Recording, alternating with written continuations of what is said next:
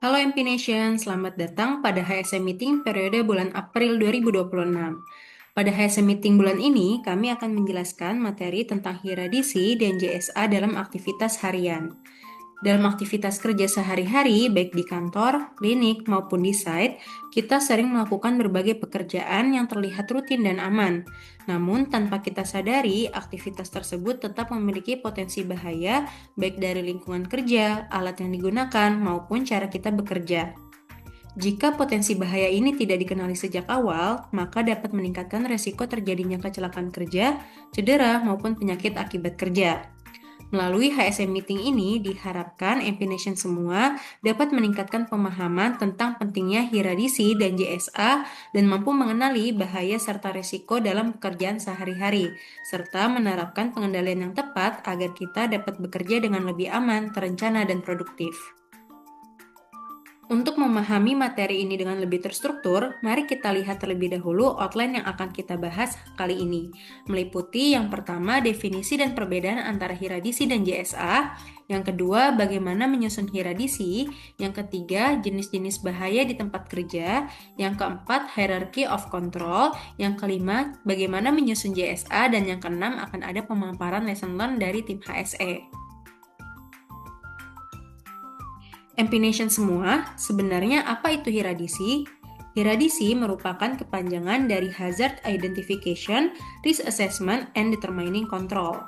Dari namanya, dapat kita simpulkan bahwa hieradisi merupakan suatu proses sistematis yang diawali dengan mengidentifikasi aktivitas atau proses kerja yang akan dianalisis, baik yang bersifat rutin, non-rutin, maupun dalam kondisi darurat, dan dari aktivitas tersebut kemudian dilakukan identifikasi bahaya, pengukuran dan evaluasi risiko yang timbul dari potensi yang dapat menyebabkan kerugian, dan dilanjutkan dengan penilaian terhadap kecukupan pengendalian yang telah ada, serta menentukan apakah risiko tersebut dapat diterima atau tidak.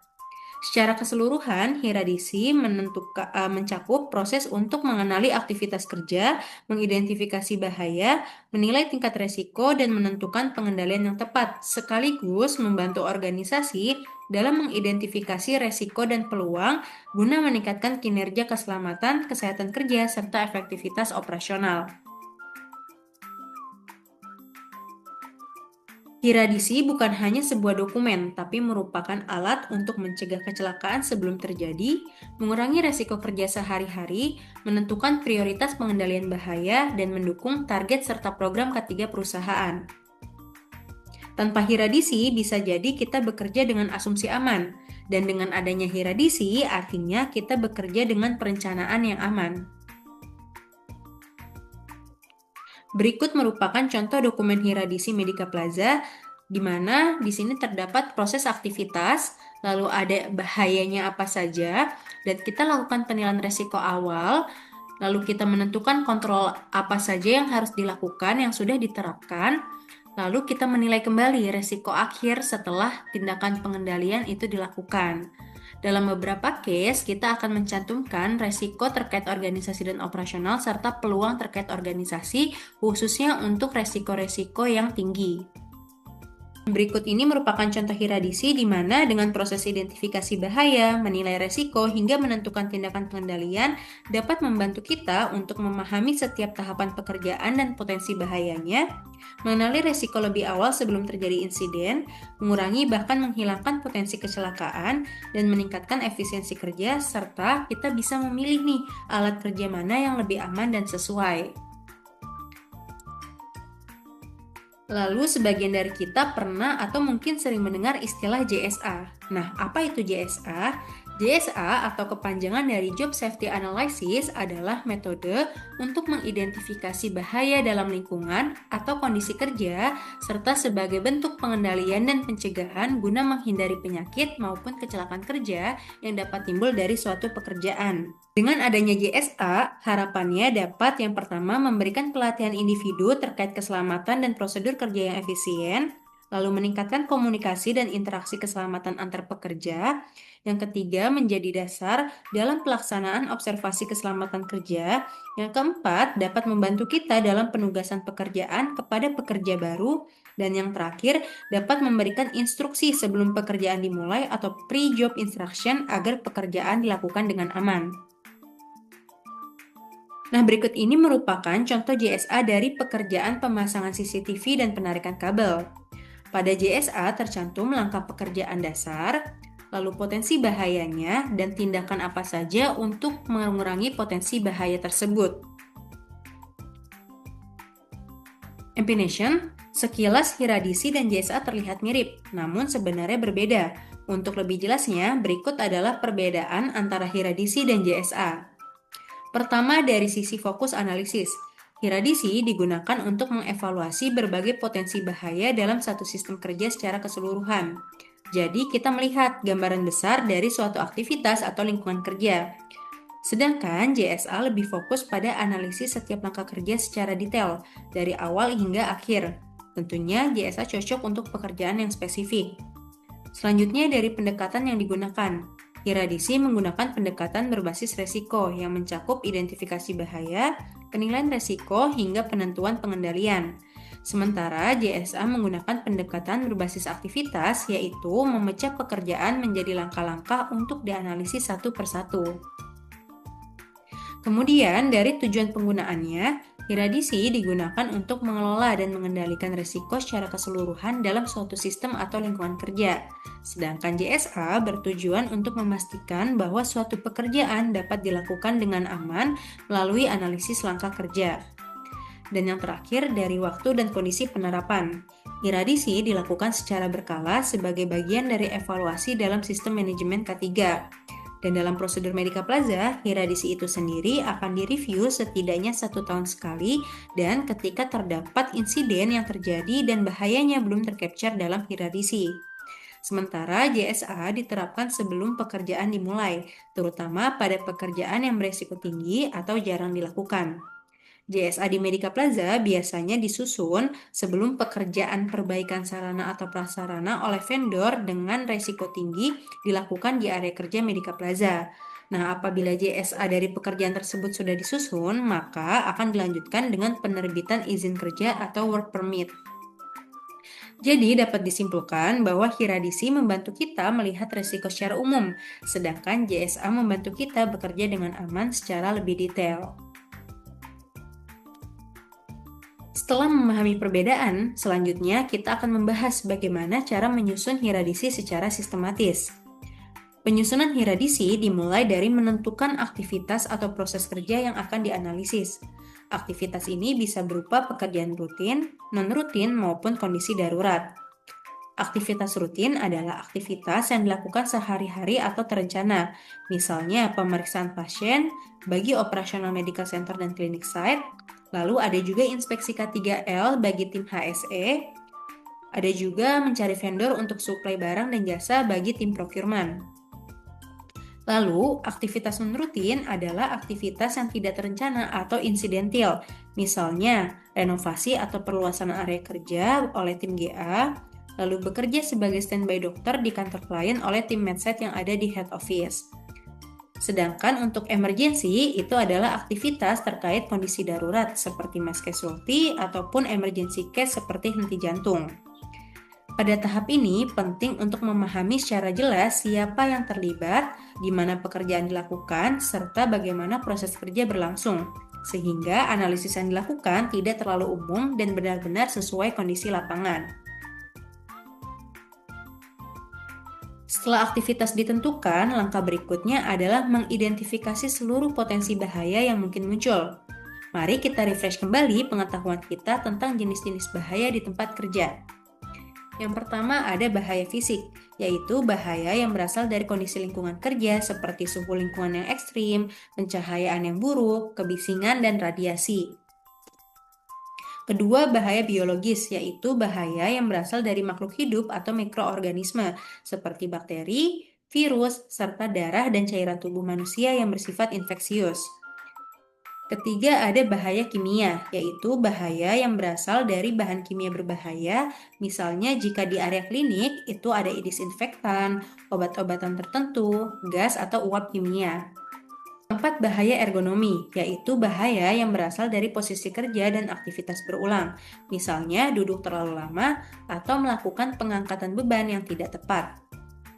Kelima, bahaya mekanis, yaitu bahaya yang berasal dari alat atau benda bergerak, misalnya alat atau benda tajam yang dapat menimbulkan resiko terpotong atau tersayat, mesin yang menyebabkan resiko terjepit, lalu tertimpa tangga. Keenam, ada bahaya listrik, yaitu bahaya yang berasal dari sumber listrik, misalnya kabel rusak, stop kontak overload, peralatan listrik yang tidak berfungsi dengan baik, dan hal ini dapat menyebabkan korsleting, tersetrum, hingga kebakaran. Yang ketujuh, bahaya psikososial, yaitu berasal dari faktor mental dan sosial di tempat kerja, misalnya beban kerja yang berlebih dan konflik antar rekan kerja. Selanjutnya, setiap bahaya yang telah diidentifikasi akan dilakukan penilaian resiko.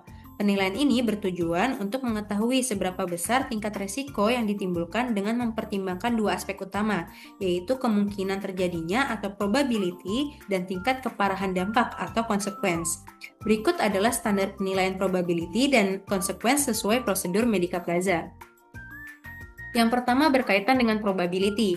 Untuk nilai 1 kategori sangat kecil, di mana kondisinya itu sangat tidak mungkin terjadi atau mungkin terjadi hanya dalam keadaan yang luar biasa. Tidak pernah terjadi dalam 5 tahun terakhir dan persentase kemungkinan terjadinya kurang dari 5%. Lalu untuk nilai 2 kategori kecil, kondisinya bisa saja terjadi dan dalam beberapa keadaan tetapi peluangnya kecil. Tidak pernah terjadi dalam 3 tahun terakhir dan persentase kemungkinan terjadinya kurang dari 35%. Untuk nilai 3 kategori sedang, kondisinya mungkin terjadi dalam beberapa keadaan karena ada kejadian serupa sebelumnya dalam 1 tahun terakhir pada organisasi atau organisasi sejenis dan persentase kemungkinan terjadinya lebih dari 35%. Untuk nilai 4 kategori besar, kemungkinan besar terjadi karena ada beberapa kejadian serupa dan berulang sebelumnya dalam 6 bulan terakhir pada organisasi atau organisasi sejenis. Persentase kemungkinan terjadinya lebih dari 65%. Dan untuk nilai 5 kategori sangat besar, kondisinya hampir pasti terjadi dan dalam sebagian besar keadaan sering terjadi secara reguler dalam waktu 1-2 bulan terakhir pada organisasi sejenis dan presentasi kemungkinan terjadinya lebih dari 95%. Lalu bagaimana standar terkait consequence? Nah, berikut adalah standar terkait penilaian consequence. Pertama, kita akan melihat dari aspek keselamatan dan kesehatan kerja. Untuk nilai 1 sangat kecil apabila bahaya tersebut dapat menimbulkan kecelakaan kecil di mana butuh pertolongan pertama tetapi tidak kehilangan jam kerja. Lalu untuk nilai 2 kategori kecil menyebabkan kecelakaan kecil dan perlu perawatan medis dan istirahat dan kehilangan jam kerja minimal setengah hari. Lalu untuk nilai 3 kategori sedang menyebabkan kecelakaan sedang, perlu perawatan rumah sakit dan kehilangan hari kerja minimal 1 hari. Untuk nilai 4 kategori besar, kecelakaan berat perlu perawatan dalam waktu lama lebih dari 1 minggu atau terjadi komplikasi. Dan untuk nilai 5 atau kategori sangat besar, itu menyebabkan kecelakaan yang bisa menimbulkan kematian atau cacat tetap. Lalu kita juga bisa melihat dari aspek lingkungan. Nah, untuk nilai 1 sangat kecil, itu apabila bahaya tersebut menimbulkan atau menghasilkan jenis limbah organik yang tidak memerlukan prosedur khusus, misalnya limbah dedaunan atau limbah sisa makanan. Lalu untuk nilai kecil, nilai 2, yaitu menghasilkan jenis limbah organik yang bisa dilakukan tindakan untuk pengendalian, seperti reuse, reduce, and recycle. Di mana contohnya adalah kertas bekas dokumen ataupun kardus kemasan alat. Lalu untuk nilai 3 kategori sedang biasanya menimbulkan atau menghasilkan jenis limbah non-B3 yang tidak dapat terdegradasi dan tidak terkontaminasi, misalnya sampah plastik, besi, kemasan makanan. Lalu untuk nilai 4 kategori besar menimbulkan atau menghasilkan jenis limbah B3 dan limbah medis yang memerlukan penanganan khusus untuk pengendalian dampaknya. Misalnya limbah medis infeksius, sisa oli, tinta bekas, dan lain-lain. Lalu untuk nilai 5 kategori sangat besar itu biasanya menimbulkan atau menghasilkan jenis limbah B3 yang memiliki dampak kerusakan lingkungan secara permanen dan dalam jumlah besar.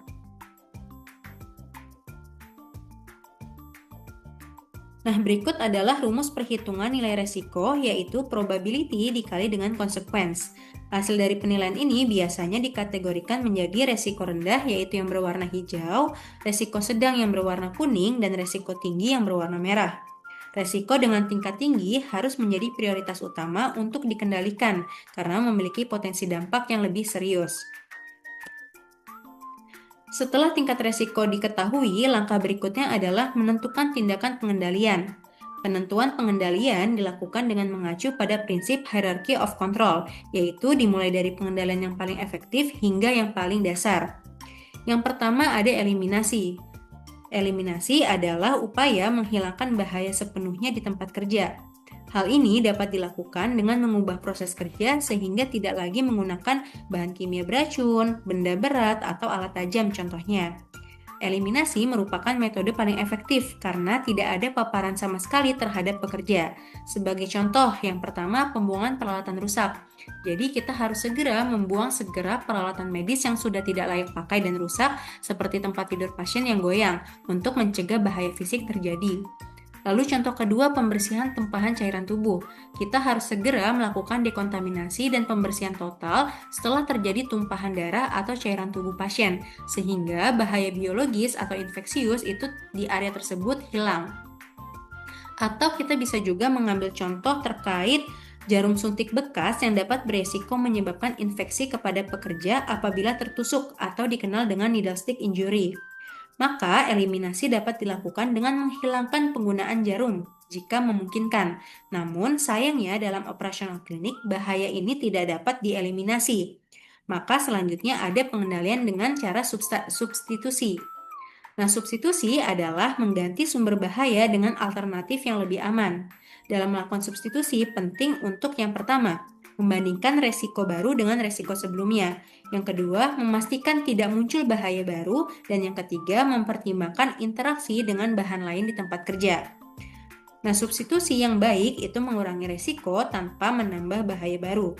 Sebagai contoh lanjutan, ketika penggunaan jarum tidak bisa dieliminasi, maka dapat digantikan dengan safety needle, yaitu jarum dengan pelindung otomatis. Selanjutnya ada pengendalian teknis yang bertujuan untuk mengurangi atau mencegah bahaya agar tidak kontak dengan pekerja.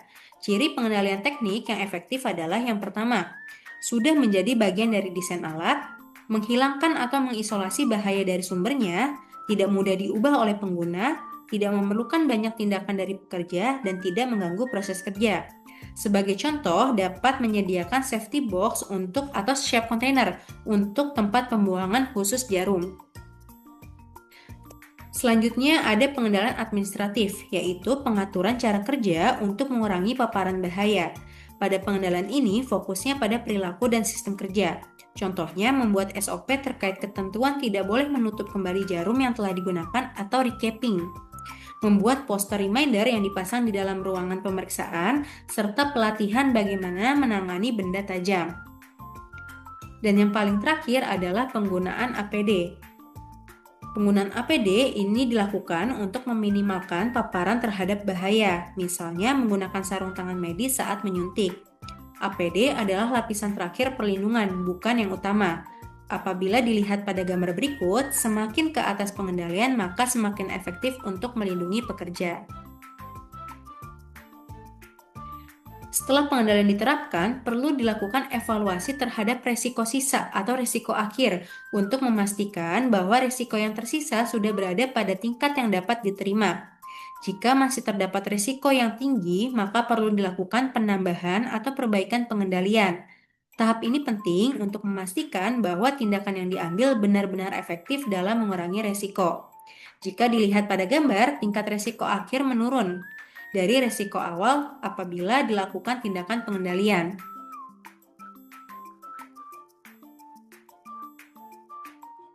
Dan pada tahap akhir hiradisi, setelah dilakukan penilaian resiko dan penentuan pengendalian, perlu dilakukan identifikasi resiko dan peluang, terutama untuk resiko yang berada pada tingkat tinggi.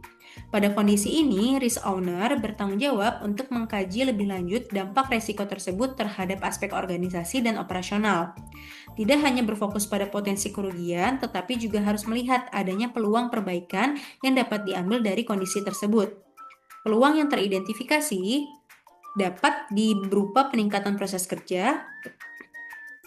Peluang yang teridentifikasi dapat berupa peningkatan proses kerja, perbaikan sistem, penggunaan teknologi yang lebih aman, hingga peningkatan kompetensi pekerja.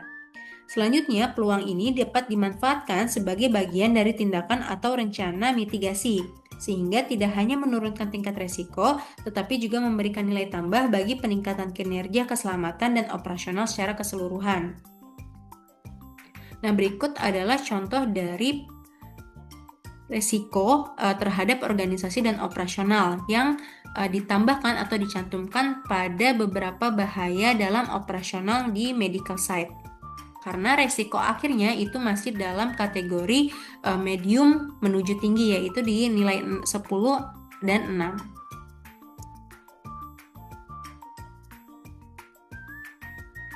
Terakhir, seluruh hasil analisis hiradisi harus didokumentasikan dan dikomunikasikan kepada seluruh pihak yang terkait. Dokumentasi ini tidak hanya berfungsi sebagai catatan, tetapi juga sebagai acuan dalam pelaksanaan kerja sehari-hari. Selain itu, hiradisi perlu ditinjau dan diperbarui secara berkala, terutama jika terjadi perubahan proses kerja, adanya insiden, atau hasil evaluasi yang menunjukkan perlunya perbaikan. Nah, selanjutnya adalah langkah menyusun JSA. JSA dapat membantu kita untuk memastikan bahwa setiap pekerjaan dilakukan dengan aman melalui analisis langkah demi langkah. Nah, proses penyusunan JSA ini dimulai dari memilih pekerjaan yang akan dianalisis. Tidak semua pekerjaan harus langsung dibuatkan JSA, sehingga perlu dilakukan prioritas. Pekerjaan yang dipilih biasanya adalah pekerjaan yang memiliki riwayat kecelakaan tinggi, berpotensi menyebabkan cedera serius atau cacat, pekerjaan baru yang belum familiar, serta pekerjaan yang secara umum dikenal memiliki potensi bahaya yang tinggi. Dengan memilih pekerjaan yang tepat, JSA akan lebih efektif dalam mencegah resiko. Setelah pekerjaan ditentukan, langkah berikutnya adalah menguraikan pekerjaan tersebut menjadi langkah-langkah kerja yang lebih kecil dan berurutan. Tujuannya adalah agar setiap proses dapat dianalisis secara detail. Semakin spesifik langkah yang dibuat, maka semakin mudah untuk mengidentifikasi potensi bahaya yang mungkin terjadi di setiap tahap pekerjaan. Selanjutnya, pada setiap langkah kerja tersebut dilakukan identifikasi bahaya dan potensi kecelakaan kerja. Di tahap ini, kita perlu berpikir secara kritis, apa saja yang bisa salah, apa potensi bahayanya, dan bagaimana kecelakaan bisa terjadi. Semua kemungkinan bahaya harus dicatat, baik yang terlihat jelas maupun yang sering diabaikan. Prinsipnya adalah tidak ada bahaya yang dianggap terlalu kecil untuk dianalisis. Nah, setelah bahaya diidentifikasi, langkah berikutnya adalah menentukan tindakan pengendalian. Pengendalian ini bertujuan untuk menghilangkan atau mengurangi resiko yang telah diidentifikasi. Sama seperti halnya hiradisi, pengendalian sebaiknya mengikuti prinsip hierarchy of control, dimulai dari yang paling efektif seperti eliminasi dan substitusi hingga penggunaan alat pelindung diri sebagai lapisan terakhir perlindungan. Setelah seluruh analisis selesai, JSA harus disosialisasikan kepada pekerja yang akan melakukan pekerjaan tersebut. Hal ini penting karena JSA bukan hanya dokumen, tetapi panduan kerja aman yang harus dipahami dan diterapkan. Pekerja harus mengetahui setiap langkah kerja, potensi bahaya, serta tindakan pengendalian yang harus dilakukan.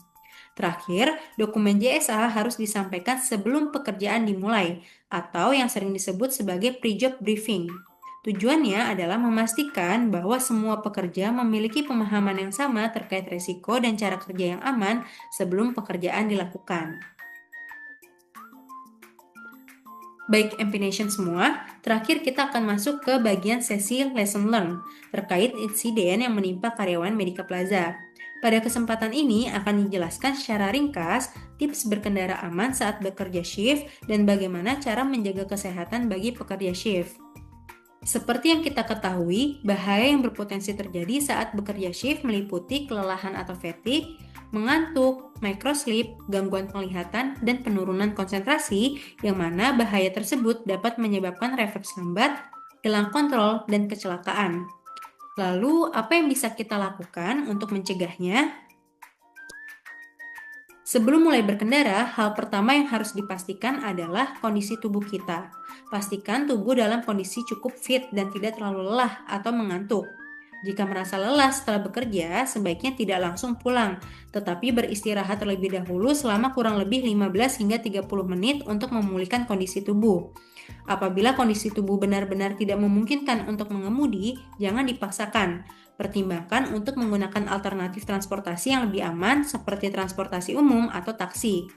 Keselamatan harus selalu menjadi prioritas utama dibandingkan kecepatan sampai di tujuan. Sementara itu, saat berkendara, penting untuk tetap menjaga sikap hati-hati dan tidak terburu-buru. Mengemudi dengan tenang akan membantu kita lebih fokus terhadap kondisi jalan dan lingkungan sekitar. Jika di tengah perjalanan mulai merasa mengantuk, segera menepi di tempat yang aman dan beristirahat sejenak. Jangan menunggu sampai kehilangan fokus atau mengalami microsleep, karena hal tersebut sangat berbahaya. Selain itu, pastikan untuk tetap fokus selama berkendara dan hindari segala bentuk distraksi, seperti penggunaan handphone. Sekecil apapun gangguan dapat mengurangi konsentrasi dan meningkatkan resiko kecelakaan. Dengan menerapkan langkah-langkah sederhana ini, kita dapat mengurangi resiko kecelakaan saat berkendara setelah bekerja shift. Karena pada akhirnya, keselamatan kita di jalan sama pentingnya dengan keselamatan kita di tempat kerja. Bekerja dengan sistem shift memiliki tantangan tersendiri bagi kesehatan. Jam tidur yang tidak teratur, pola makan yang terganggu, serta meningkatnya resiko kelelahan dan stres dapat berdampak langsung pada kondisi fisik maupun mental kita. Dampak yang sering dirasakan antara lain adalah penurunan konsentrasi, tubuh menjadi lebih mudah sakit, serta meningkatnya resiko kecelakaan kerja. Oleh karena itu, penting bagi kita untuk mengetahui langkah-langkah yang dapat dilakukan untuk menjaga kesehatan selama bekerja shift. Yang pertama adalah menentukan jadwal tidur yang cukup dan teratur. Usahakan untuk tetap mendapatkan waktu tidur sekitar 6 hingga 8 jam setiap hari. Jika akan menjalani shift malam, sempatkan untuk tidur terlebih dahulu sebelum bekerja, dan setelah selesai shift malam, disarankan untuk tetap beristirahat sejenak dan mencoba tidur lebih awal agar tubuh dapat beradaptasi kembali. Selanjutnya, ciptakan lingkungan tidur yang kondusif. Gunakan ruangan yang gelap dan tenang saat tidur, terutama jika harus tidur di siang hari. Hindari penggunaan gadget sebelum tidur karena dapat mengganggu kualitas tidur, dan selain itu, komunikasikan dengan keluarga agar dapat menjaga suasana tetap tenang sehingga waktu istirahat tidak terganggu. Dan untuk meningkatkan kualitas tidur, kita juga bisa menerapkan beberapa kebiasaan sederhana, misalnya dengan berjalan santai, membaca buku, atau mandi air hangat sebelum tidur untuk membantu tubuh lebih rileks. Hindari konsumsi kafein, minuman energi, atau stimulan lainnya beberapa jam sebelum tidur, dan pastikan tidak tidur dalam kondisi lapar. Dari sisi pola makan, penting untuk memilih makanan yang mudah dicerna dan tetap menjaga asupan cairan dengan cukup minum air putih. Hindari makanan manis berlebihan karena hanya memberikan energi sesaat yang kemudian diikuti dengan penurunan energi secara cepat.